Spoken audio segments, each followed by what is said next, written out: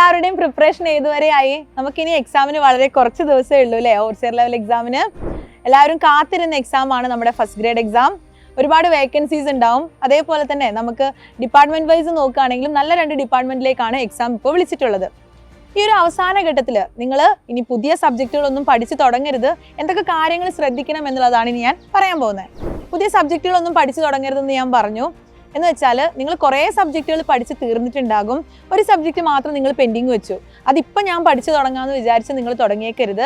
പകരം നിങ്ങൾ പഠിച്ചു കഴിഞ്ഞിരിക്കുന്ന സബ്ജക്റ്റുകളൊക്കെ ഒന്നുകൂടെ റിവിഷൻ ചെയ്ത് മനപ്പാടാക്കിയെടുക്കുക.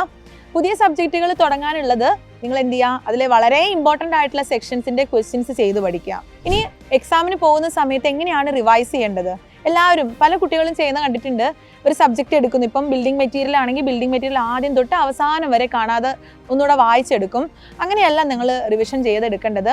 അതിന് പകരമായിട്ട് ഒരുപാട് ക്വസ്റ്റ്യൻസ് ചെയ്ത് ടോപ്പിക്ക് റിവൈസ് ചെയ്യാൻ ശ്രദ്ധിക്കുക. ഒരുപാട് ക്വസ്റ്റ്യൻസ് ചെയ്യുന്ന സമയത്ത് നിങ്ങൾക്ക് ക്വസ്റ്റ്യൻ വരുന്ന പാറ്റേൺ മനസ്സിലാകുന്നതിനോടൊപ്പം തന്നെ എങ്ങനെയാണ് ഏതൊക്കെ ടോപ്പിക്കിനാണ് വെയിറ്റേജ് കൂടുതലുള്ളതെന്ന് നിങ്ങൾക്ക് മനസ്സിലാക്കിയെടുക്കാൻ സാധിക്കും. അതുമാത്രമല്ല എല്ലാ സബ്ജക്റ്റും ഒന്നുകൂടെ റിവൈസ്ഡ് ആയിക്കോളും. ഇനി നിങ്ങൾ ക്വസ്റ്റ്യൻസ് ചെയ്തു വരുന്ന സമയത്ത് എവിടെയെങ്കിലും നിങ്ങൾക്ക് ഒരു ക്വസ്റ്റ്യൻ ലഭിക്കുന്നില്ലെങ്കിൽ അല്ലെങ്കിൽ നിങ്ങൾക്ക് മറന്നുപോയെങ്കിൽ ആ ടോപ്പിക്ക് മാത്രം ഒന്ന് പോയി വായിച്ചിട്ട് വരിക. പിന്നെ നമ്മൾ കുട്ടികളോട് പറയുന്ന ഒരു കാര്യമുണ്ട്, നിങ്ങൾ എപ്പോഴും എക്സാമിന് പ്രിപ്പയർ ചെയ്യുമ്പോൾ ഇക്വേഷൻസ് ഒക്കെ വേറെ തന്നെ ഒരു ബുക്കിലേക്ക് മാറ്റി എഴുതണം എന്ന് പറയാറുണ്ട്. അപ്പോൾ നിങ്ങളുടെ ഇക്വേഷൻ ബുക്ക് ഡെയിലി റിവൈസ് ചെയ്യുക. ഇക്വേഷൻ മാത്രം പഠിച്ചുകൊണ്ട് നിങ്ങൾക്ക് എക്സാം ഹാളിൽ പ്രോബ്ലം ചെയ്യാൻ പറ്റണമെന്നില്ല. ഫസ്റ്റ് ഗ്രേഡ് ലെവൽ എക്സാം ആകുമ്പോൾ ചെറിയ പ്രോബ്ലം ഒക്കെ ഉണ്ടാകും.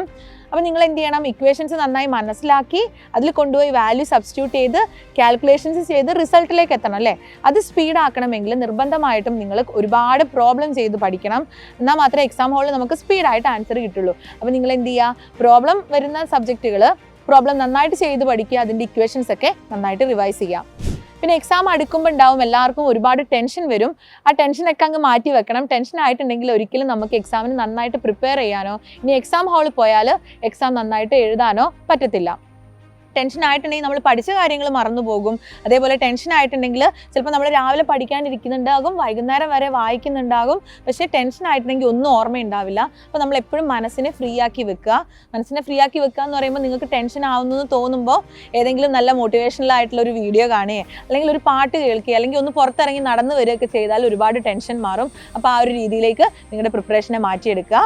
ഇനി എക്സാമിൽ നമ്മുടെ മാർക്ക് ഡിസൈഡ് ചെയ്യുന്ന വേറൊരു ഫാക്ടർ എന്ന് പറയുന്നത് എത്രത്തോളം സ്പീഡായിട്ട് നമ്മൾ എക്സാം ചെയ്ത് തീർക്കുന്നു എന്നുള്ളതും കൂടെ ഒരു ഫാക്ടറാണ്. കാരണം പ്രോബ്ലം ഒക്കെ വരുന്ന സമയത്ത് പ്രോബ്ലം സ്പീഡായിട്ട് ചെയ്യണം, ആൻസർ പിക്ക് ചെയ്യണം, നമ്മൾ ബബിൾ ചെയ്യണം.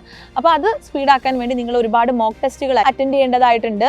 അപ്പോൾ മോക്ക് ടെസ്റ്റ് അറ്റൻഡ് ചെയ്യുമ്പം നമുക്ക് ഒന്നിലധികം സബ്ജക്റ്റുകൾ ഉണ്ട് അല്ലേ? 10 സബ്ജക്റ്റ് അല്ലെങ്കിൽ 11 സബ്ജക്റ്റുകളിൽ നിന്ന് മിക്സ്ഡ് ആയിട്ട് ക്വസ്റ്റ്യൻ വരുമ്പോൾ നമുക്കത് ചെയ്യാൻ പറ്റുന്നുണ്ടോ എന്ന് മനസ്സിലാക്കാൻ പറ്റും.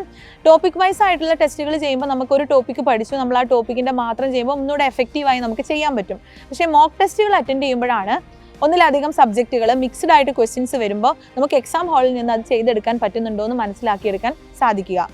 പിന്നെ മോക്ക് ടെസ്റ്റ് നിങ്ങൾ അറ്റൻഡ് ചെയ്യുമ്പം വളരെ ലാവിഷായിട്ടൊന്നും എഴുതരുത്.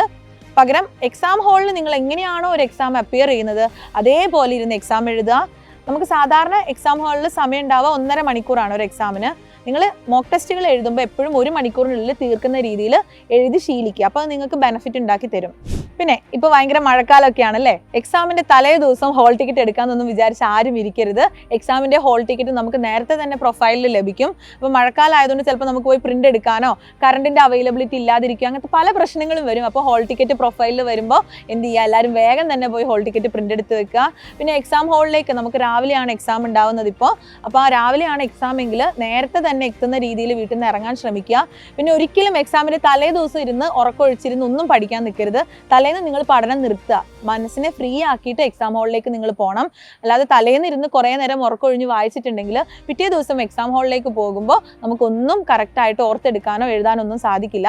അപ്പോൾ എല്ലാവരും നന്നായിട്ട് പഠിക്കുക. ഇനി എക്സാം ഹാളിൽ എത്തിക്കഴിഞ്ഞിട്ടുണ്ടെങ്കിലും ചിലപ്പോൾ നമുക്ക് ക്വസ്റ്റ്യൻ കിട്ടുന്നത് ചിലപ്പോൾ ആദ്യത്തെ 10 ക്വസ്റ്റ്യൻ നമ്മൾ പഠിക്കാത്ത ടോപ്പിക്കോ അല്ലെങ്കിൽ നമുക്ക് അറിയാത്ത ടോപ്പിക്കോ അല്ലെങ്കിൽ ബുദ്ധിമുട്ടുള്ള ടോപ്പിക്കോ ആയിരിക്കും. അങ്ങനെ ആദ്യത്തെ 10 ക്വസ്റ്റ്യൻ കാണുമ്പോഴേ നിങ്ങൾ ഡെസ്പ് ആവാൻ നിൽക്കരുത്.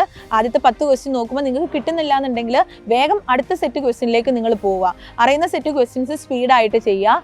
പിന്നെ എക്സാം ഹാളിൽ നിന്ന് ക്വസ്റ്റ്യൻ ചെയ്യുന്ന സമയത്ത് ആദ്യം നിങ്ങൾ തിയറിയും ഉണ്ടാകും, പ്രോബ്ലം ഉണ്ടാകും. ആദ്യം ഒരു റൗണ്ട് ചെയ്യേണ്ടത് ഫുള്ള് തിയറിയാണ്. കംപ്ലീറ്റ് എല്ലാ തിയറിയും ചെയ്തു കഴിഞ്ഞതിന് ശേഷം മാത്രമേ പ്രോബ്ലം അറ്റൻഡ് ചെയ്യാനിരിക്കാവുള്ളൂ. അല്ലെങ്കിൽ എന്ത് സംഭവിക്കും, നമ്മളൊരു പ്രോബ്ലം സോൾവ് ചെയ്ത് വരുമ്പോഴേക്കും ചിലപ്പോൾ ഒരു 5 മിനിറ്റ് എടുക്കുന്നുണ്ടാകും. ആ സമയം കൊണ്ട് നമുക്കൊരു 5 തിയറി ക്വസ്റ്റ്യൻ ചെയ്യാനുള്ള ആ ഒരു ടൈമാണ് നമുക്ക് നഷ്ടപ്പെടുക. അപ്പോൾ അതുകൊണ്ട് പ്രത്യേകം ശ്രദ്ധിക്കുക. ആദ്യത്തെ റൗണ്ട് നിങ്ങൾ ഫുൾ തിയറി ക്വസ്റ്റ്യൻസ് അറ്റംപ്റ്റ് ചെയ്യുക. രണ്ടാമത്തെ റൗണ്ട്, ആ ഫസ്റ്റ് റൗണ്ട് ചെയ്യുമ്പോൾ തന്നെ പ്രോബ്ലം ഒന്ന് ജസ്റ്റ് വായിച്ച് നിങ്ങൾക്ക് ചെയ്യാൻ പറ്റുന്നതാണോ എന്ന് മനസ്സിലാക്കിയെടുക്കുക. അതിനുശേഷം രണ്ടാമത്തെ റൗണ്ടിൽ നിങ്ങൾ പോകുമ്പോൾ എല്ലാ പ്രോബ്ലം ക്വസ്റ്റ്യനും, അതായത് നിങ്ങൾക്ക് ചെയ്യാൻ പറ്റുമെന്ന് നിങ്ങൾ മാർക്ക് ചെയ്ത് വെച്ചിരിക്കുന്ന പ്രോബ്ലം ക്വസ്റ്റ്യൻസ് ചെയ്യുക. പിന്നെ മൂന്നാമത്തെ റൗണ്ട് നിങ്ങൾ പോകുമ്പോൾ നിങ്ങൾ ഇതുവരെ അറ്റംപ്റ്റ് ചെയ്യാത്ത ക്വസ്റ്റ്യൻസ് നിങ്ങൾക്ക് അപ്പിയർ ചെയ്യാൻ പറ്റുന്നുണ്ടോ എന്നൊന്ന് ശ്രമിക്കുക. അല്ലാതെ അത് കൊണ്ടുപോയി കറക്കി കുത്തരുത്. അപ്പോൾ നമുക്ക് നെഗറ്റീവ് മാർക്ക് വരും. അപ്പോൾ നെഗറ്റീവ്സ് അടിക്കാതെ പ്രത്യേകം ശ്രദ്ധിക്കുക. നെഗറ്റീവ് അടിച്ചിട്ടുണ്ടെങ്കിൽ നമ്മൾ ഒരുപാട് റാങ്ക് ലിസ്റ്റിലേക്ക് താഴത്തേക്ക് പോകും. അപ്പോൾ ഇങ്ങനത്തെ കാര്യങ്ങളൊക്കെ ശ്രദ്ധിച്ച് എല്ലാവരും എക്സാം എഴുതുക. ആരും ഒരിക്കലും ടെൻഷൻ അടിക്കരുത്. ഭയങ്കര കൂളായിട്ട് എക്സാമിന് പ്രിപ്പയർ ചെയ്യുക. എല്ലാവർക്കും നന്നായിട്ട് എക്സാം അറ്റൻഡ് ചെയ്യാൻ പറ്റുമെന്ന് വിശ്വസിക്കുന്നു. അപ്പോൾ എല്ലാവരും നന്നായിട്ട് പഠിക്കുക, നല്ല പോസിറ്റീവായിട്ടിരിക്കുക, ടെൻഷനൊന്നും ആവാതിരിക്കുക. അപ്പോൾ നന്നായിട്ട് എക്സാം എഴുതാൻ എല്ലാവർക്കും പറ്റട്ടെ.